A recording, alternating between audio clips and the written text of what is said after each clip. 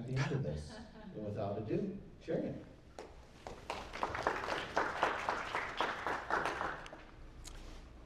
It was a bright, sunny day in 1845 when a guy named Ignaz Semmelweis was walking to work. On his way, he saw a young woman in the middle of the street, straining. She's pregnant and giving birth in the middle of the street. He walks up to her and says, "Ma'am, what's going on? I can help you. I'm a doctor, and I'm actually the doctor at the Vienna General Hospital right next door. I can get you in. We can help you." She screams in misery and says, "Absolutely not. I will not go into that hospital. Take me to the midwives' hospital next door." She was trying to have her baby in the street rather than go into Vienna General, because what she knew, and what almost every pregnant woman in Austria knew at the time, was that your chance of dying at Vienna General was 3 times higher at that hospital than it was with a midwife. Ignaz Semmelweis was shocked. He had no idea that so many women knew this, and he, a doctor, a senior doctor at the hospital, did not. So he went to researching. And 2 years later, in 1847, his findings came to the realization that it was because these doctors were simply not washing their hands between patient care, between working with women, and with all of the other people that they were dealing with. And so Ignaz went to all of his fellow doctors and said, "Guys, listen, not a big deal, but just wash your hands and we're going to be good. And these folks won't die. It'll be okay." Now, it turns out that Ignaz was kind of a jerk, and he didn't have a lot of data to prove what he was talking about. So these doctors were like, "Nah, man, we're not going to listen to you. This is not going to happen." And they went about their business. A few years later, Ignaz's work did not get accepted. And the doctors didn't wash their hands. People kept dying. Ignaz ended up in a mental institution as a result. What does this have to do with what we're talking about today? A year ago, we published a study around donor perceptions of AI, healthcare donors who had given in the last 12 months, in 2024 to 2025. Today, for the first time, you will be the first people to hear the results of the study of donors who have given to healthcare institutions for the last 12 months. And we have data that tells us how donors to healthcare institutions perceive the use of AI. And the question is, how are we going to use that data to update, to change our institutions, to drive decision-making in the work that we're doing? So the question is, do we know what our donors really think about AI? What does the donor population really think about AI? So if you remember from last year, maybe you don't, no problem. Last year, what we found was that 14% of healthcare donors, 14% of healthcare donors were very familiar with AI. Now, a lot were somewhat familiar, but 14% were very familiar.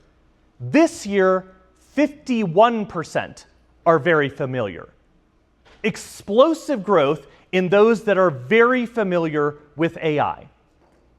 That's exciting, interesting, but what has changed is what we call the new donor paradox. Because while donors are more familiar with AI, that doesn't mean that they're necessarily more comfortable with AI. While they see the benefit of improving operational efficiency, that jumped from 30% last year to 55% this year, their concern over donor privacy and data security has doubled from 31% to 63%. Now, I know that all of you are going to ask this question. So, who did we survey? How did we survey them? This is a nationwide survey of people who we validated had given to healthcare organizations over the last 12 months. The sample size for our overall study this year was 1,215, and of healthcare donors was 523. Last year was 505. So, as a little fun side story, this happened 2 years ago because Nathan Chappelle, a friend of mine, he and I were talking about AI at the Fundraising AI Summit, and he was talking about a consumer study of consumer perceptions of AI, and we ran into each other on the street of DC, and what we said was, nobody's asking donors what they thought of AI. No one's doing this research. So we just said, why don't we do it? And we just decided to do it. How? And so the data does not come from any CRM, and there's no problem with data coming from CRMs. I'm on the board of AHP. The Fundraising Effectiveness Project comes from data from CRMs. We love that data. It's great. It's useful. I'm also on the board of the Giving Institute. That's IRS data. Very useful data. This comes directly from donors without going through IRS data or from CRM data, because that would limit the data in another way. So it's possible that we could do additional research. This is one data point. So these donors span from $50 donors all the way to $50,000 donors, and they represent every state in the union. There's 5% of donors, 5 to 6% of donors from New York, Texas, and Florida. That's the largest states that are represented at 5 to 6%, all the way down to other states. So while there's a lot more familiarity with AI, these benefits have significantly increased, but these concerns over privacy and data security have increased as well. Last year, what we found was that if healthcare organizations implemented AI, we asked them, would you be more or less likely to give? And about 20% said we'd be more likely to give. And that has stayed flat over this year's results. We asked them if they would be less likely to give, and that has increased to 26%. That probably has to do with the fact that they have concerns over privacy and data security. We don't know necessarily what that correlation is, but that potentially is likely the case. What does this mean? The risk of getting it wrong is far exceeded by their excitement over AI. We can't coach donors to get really super jazzed about our newfangled tool that is donor-facing and their excitement or education around AI. There are serious risks about getting it wrong based upon what they're telling us. So, while familiarity has grown because of all of the things that are out there in AI, they're all using AI-generated tools and doing all kinds of things with AI. Their concerns have become much more sophisticated and much more widespread. They are seeing all of the AI-generated fraud that's happening out there, just like we all are. And they're noticing that, and they're rightly concerned about those things. So those concerns have not diminished in any way, and I imagine that's probably true for all of us as well, right? We're worried about those types of concerns just as much as our donors are. So, what do we do about that? How do we use AI and engineer for trust? How do we create a playbook for trust? I think there are 5 rules that we can use inside of our organizations. I don't know what that is, but apparently someone at AHP is getting a message. We'll talk to Alice about that later. All right. So, oh, maybe that's that. Fancy. Okay. Apparently someone doesn't want me to click through. All right. So first and foremost, what's our first? Oh, that's why the battery is running low. Okay. Okay. First is lead with transparency. Not talking about your AI usage or being vague about it is not an option. Period. End of story. If you do not tell donors that you are using AI, they are much more skeptical of what you are doing. They are frankly assuming that you're using AI in some way, shape, or form. Because most businesses are using AI in some way, shape, or form, so there's an assumption that there's some bolt-on thing that you're using with AI. What does that mean? 75% of donors said AI transparency is very important. The next part was somewhat important, and that gets us up to 90-some% of healthcare donors. Between very important and somewhat important. 25% of donors rank clear explanation on the website as their number one factor of comfort inducing, making it more comfortable for them as their number one item. So what does that look like for you as a takeaway? Creating some page on your website that says, this is what we're doing with AI. It may be, we're not using AI. Totally fine. That's great. Do that. But having something on your website that says, this is what we're doing with AI, this is how we're using AI inside of our organization, or we're not using AI inside of our organization for these purposes. That's what they're looking for. That's what they're very specific about.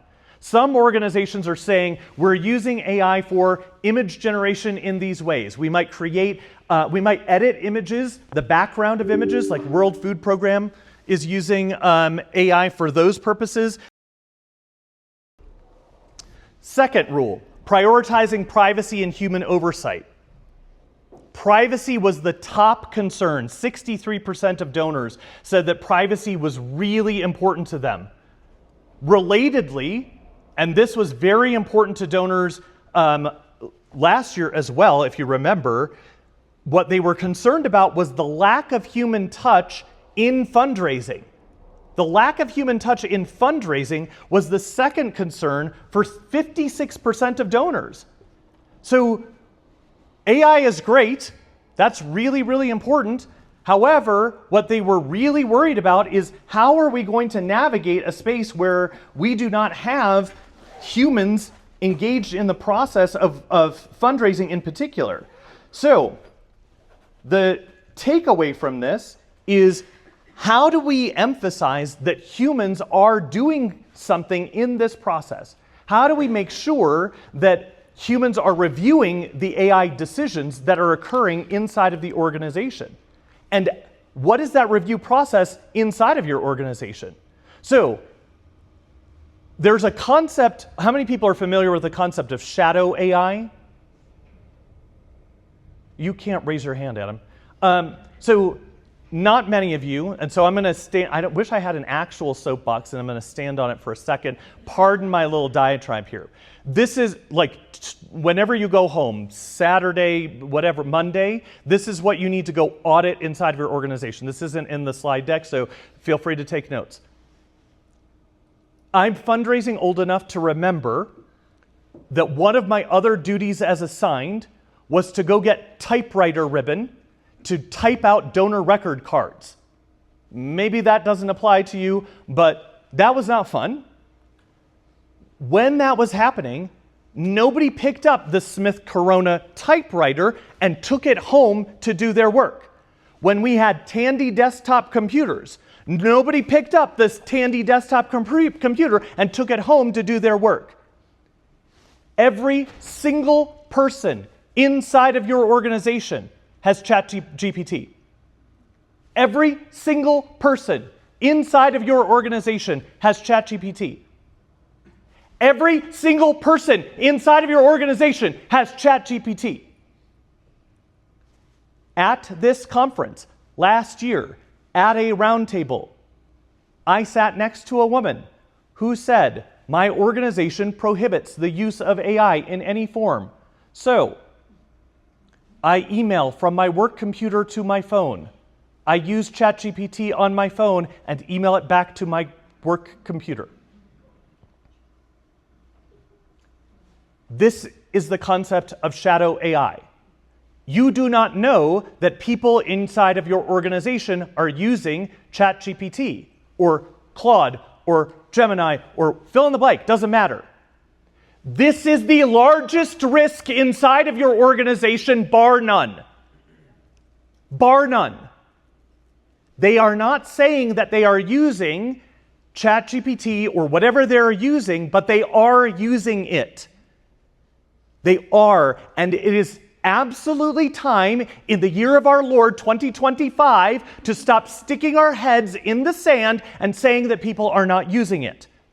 So on Monday, with amnesty aplenty, what we need to do is to figure out how they are using it and address this. Because first and foremost, there is a gigantic risk of them using it and not knowing that there is a risk. And we can't just beat them over their heads and say, we're not going to use AI because they're doing their work using AI in some way, shape, or form. So we gotta figure out how they are using it and then provide guardrails for using it because there's a risk. Now, let me give you the second risk that you may not have thought of. I'm gonna pick on my friend Whitney. Whitney is an excellent employee inside of your organization. She's an excellent employee generally, but let's pretend Whitney is an excellent employee in your organization. You look at Whitney's work product and you're like, Whitney is doing awesome work. Great job, Whitney. Fantastic stuff. And you see all of her work product and this is outstanding work. You do not know that Whitney is using some AI tool to accomplish her work. Whitney decides to leave and now Whitney's at the Allegiance Group, and it doesn't matter where Whitney goes. So long, farewell to Whitney.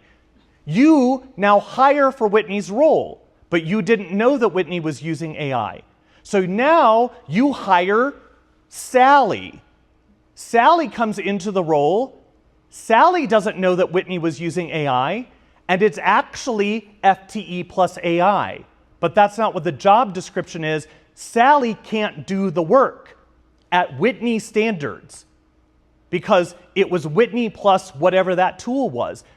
Sally doesn't have access to the same tool, hasn't been onboarded in that tool. Your job description's not sufficient. Oops.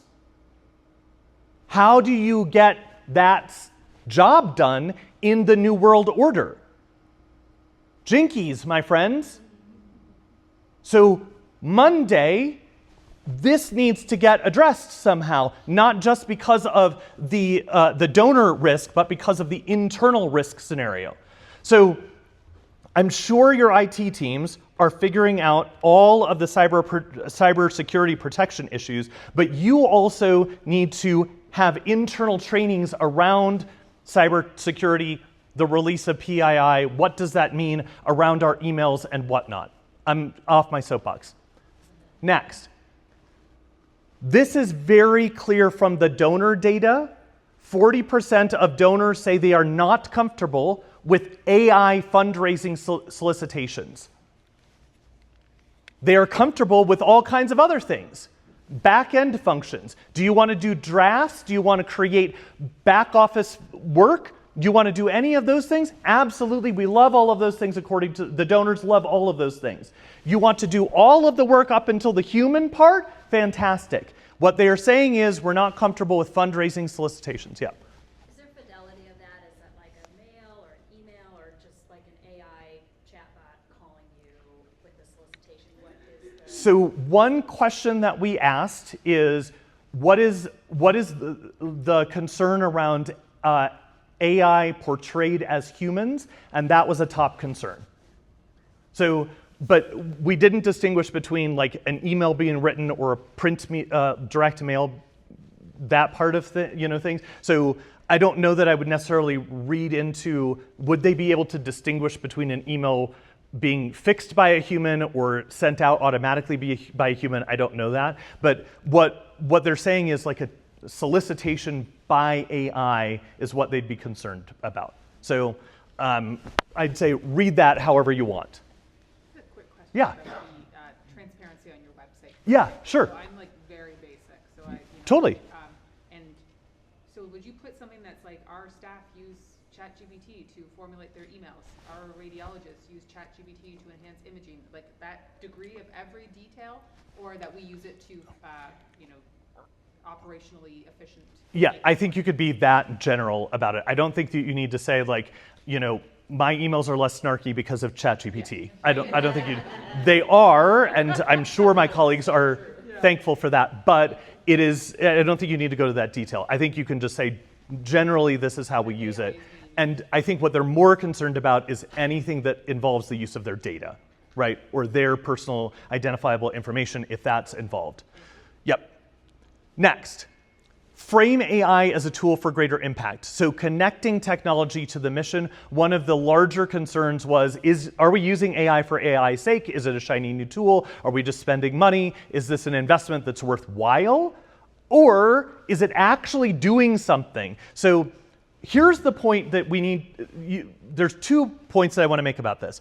Almost 60% of donors believe that AI can improve healthcare organizations, can make a difference in healthcare organizations. So while I'm saying all of these things, you might inadvertently get the opinion that healthcare donors are saying don't use AI. That is absolutely not the case. 60% of donors are saying AI can make healthcare organizations more effective. They are fully expecting that you can and should use AI. Now, also read between the lines. If you don't use AI, which is totally fine generally, these 60% of donors are saying healthcare organizations are not effective. So if you choose not to use AI, there's an argument to be made that there's an operational efficiency component in both fundraising solicitations, general operational efficiency, and impact reporting. Those are the top 3 concerns for donors in terms of AI pieces that these donors were saying could be improved. So if you are choosing not to use AI, or for compliance reasons, your organization saying we can't use AI, this data is saying there are things that you need to do sans AI that need to be addressed inside of your shops. But obviously the donors are saying, please, like we're assuming that you're going to use AI, or that we hope that you will use AI. But it has to come back to demonstrating impact. Where is that having an impact in the work that you're doing, in the outcomes that we as donors will see? That's what we're looking for. And then the last piece around trust and trust building is segmenting your messaging. Donors are super fractured around how they think and perceive the use of AI when it comes to personalization. We tend to segment based upon what's convenient to us. Donor gift levels, frequency of giving clubs, whatever that might be. All these things that are most convenient to us. When it comes to AI, that's not super relevant to the donors. 35% expressed discomfort with personalized AI appeals. Now, I want to be clear, that's not just, dear Angelique, right? It's not dear Susan, it's not dear Samuel. That's just a simple replacement. It's the level of personalization that AI can do that not other tools can do. I don't know that, yeah, please go ahead. When you gather this data, and they're saying they're expressing discomfort with personalized AI appeals, do they even have a sense of what that even means? Right? So Correct. I would imagine if I'm a heart patient and I hear that but then if I actually experienced it where the information is being given to me in a way that is informed by the information I need, rather than a bunch of shit I don't. Sure. That it would be a much better experience. So I sort of feel like people respond without necessarily having the experience or knowledge of what it is. 100% correct. Yes. And so this is worthy of not only segmentation but also testing. right? So that is absolutely the correct takeaway. I don't know that people truly understand what personalization looks like, feels like, talks like, walks like.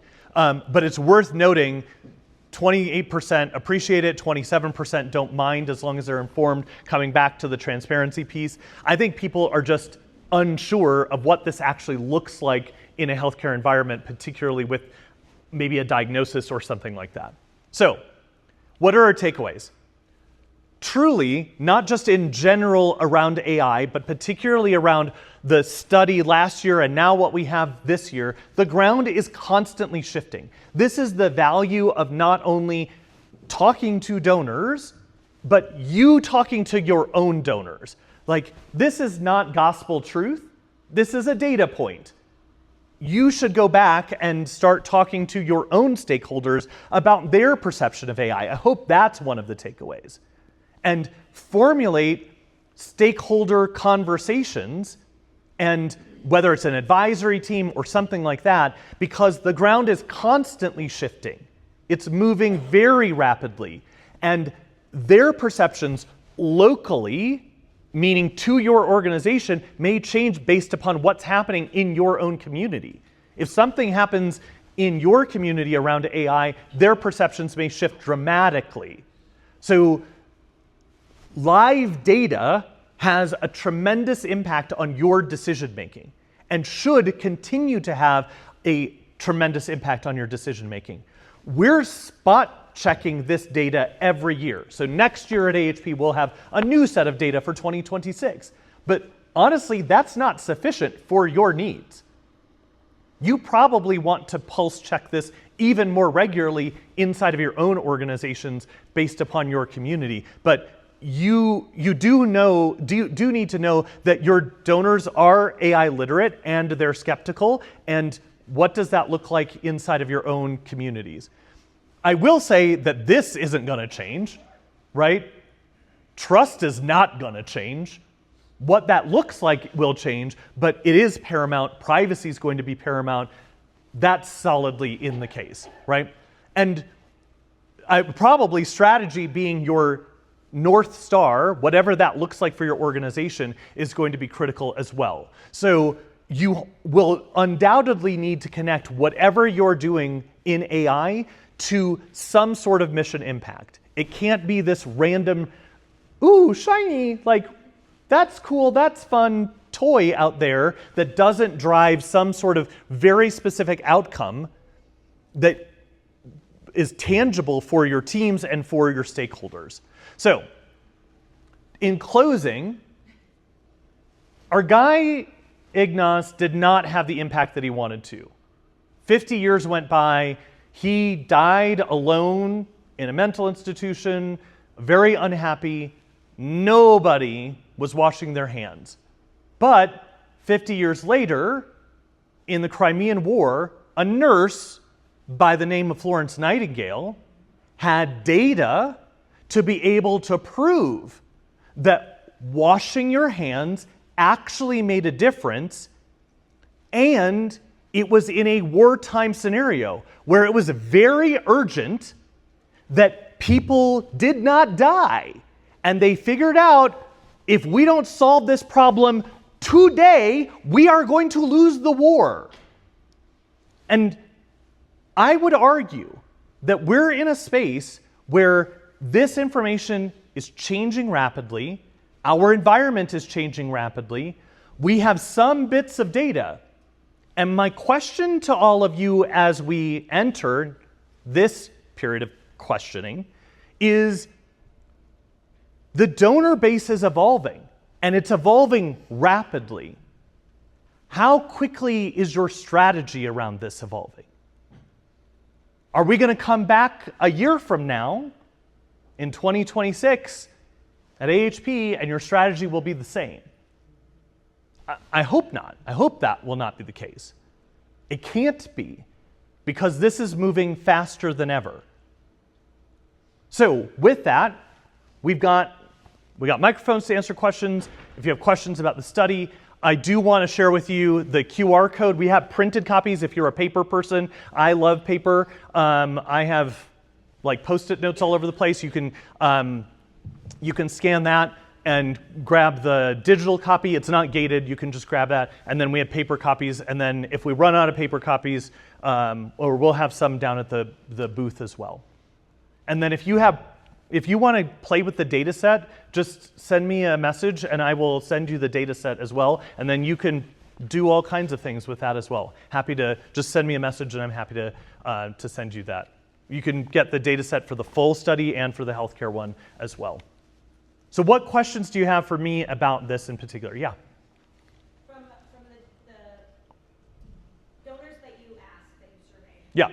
Did you then segment via age, their response and reaction, gender? Did you segment even deeper to look at, is there an opportunity, for example, for our 25 to 35-year-olds to accelerate on this and we need a slow roll on? So we didn't segment by gender. We did do a segmentation on age, and there wasn't a meaningful distinction on the pivot table, but for things like familiarity. So as you would imagine, a lot of younger people were more familiar with AI, more comfortable with AI, more comfortable with like personalization, those types of things. So it didn't drive any unique outcome as a result of the study. Yeah. Apologies for the mask. No, not at all. So I work in Sutter Health and I'm pretty new there. And Yeah. The kind of bread and butter of the business is very bullish on AI. Sure. In the clinic. And I don't know, I work there, so sometimes I've heard these messages and I thought, I might be a little bit uncomfortable with that, but, and so I wonder what you think, like, I mean, I have to also assume they've done their research, right? But I wonder what you think about if marketing and the strategy departments are sort of leading with a lot of AI, how then philanthropy can still build trust and transparency without, undermining that one. So you mean on the clinical side, they're pushing AI, and how do we build trust on the philanthropy side? Yeah. Yeah. So last year when the study came out, what we saw was there was a significant amount of familiarity. If we combined very and somewhat, that number was very high. And what we surmised was there was a lot of talk, particularly in the healthcare space, on the clinical side, right? I have a friend who launched a company around scanning X-rays, and that was all very big news. And so those companies want to engender trust around medical technology and the use of AI. I think the key is the key piece that I would stress, and we stressed last year and would continue to stress, is that there is high risk in those areas causing public trust to diminish on that side. Like if something goes wrong on that side, it's going to create a negative externality on our side. So if the X-ray gets something wrong over there, they're going to be like, wait, and they're using AI over here? All AI is bad. That's what I mean about like your local community and pulse checking regularly, and live data is going to make a huge difference. I don't know that I would say that you should tie your horse to that, right? Like I don't know that I would piggyback just because there's so much uncertainty over whatever is out there, and there's so much risk to that. I would say build your trust around particularly the back office functions that are lower risk, right? Like if you are doing internal workflows and you're doing if your team is getting suggested activities on a donor and talking points and improving emails and those types of things, that's very low risk activities that don't impact public trust or donor trust in a very significant way. Once you cross the line into we are actually soliciting automatically without human oversight, that's when a lot of concern could occur.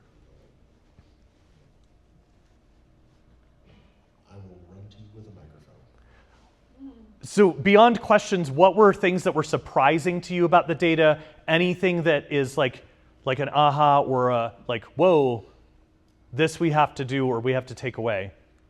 Yeah, Joan. So I guess I hadn't really thought about how our donors feel about AI. But I did have a situation where I created a proposal for a donor, and she read it, and she was like, this is so beautiful.